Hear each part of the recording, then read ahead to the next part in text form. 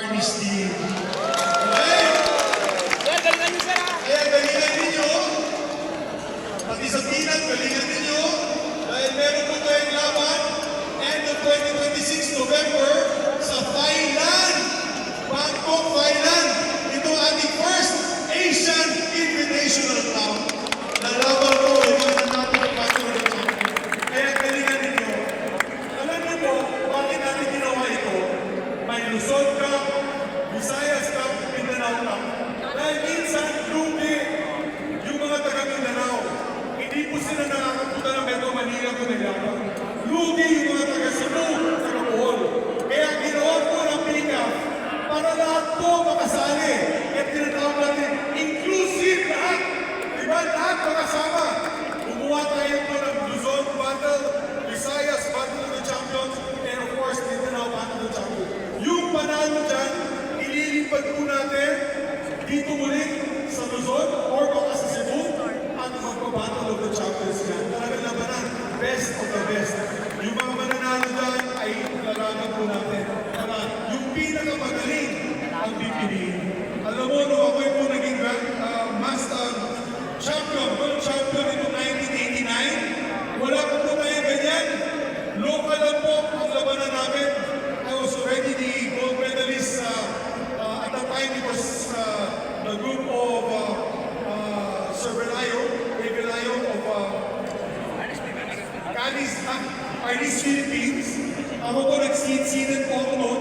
Pero sa totoo lang, ilang laban lang po yan at nakuha po ako bilang isang player ng Philippine team.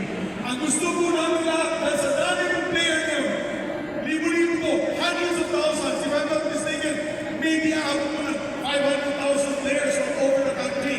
Kasi sa palarong pambansa, pinakamaraming participants ang Arnis. So, ganun kasikat ang Arnis. Ginawa na po namin to na may Luzon, may NCR, may Visayas, may Mindanao Cup, tapos labanan, best of the best. Ginagawa po natin to pang grassroots training. Bakit po?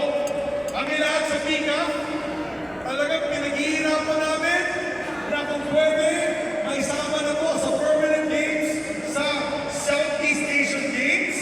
Diba? Kasi nakalaro na tayo sa Pilipinas. Most medal, last Asian Games dito sa Philippines. Kung sa Park, 14 gold medals ang pinalarunan ng Team Philippines.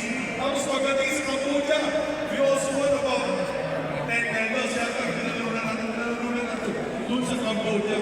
Malas lang natin kasi nangako sa atin yung Vietnam, pero pagdating sa competition, tinanggal nila yung laro ng Arnis. Kasi alam nila, magaling ang Pilipino sa Arnis. Ay ayaw nila malamangan sa score, overall score. Pero talaga sinusubukan namin ang lahat.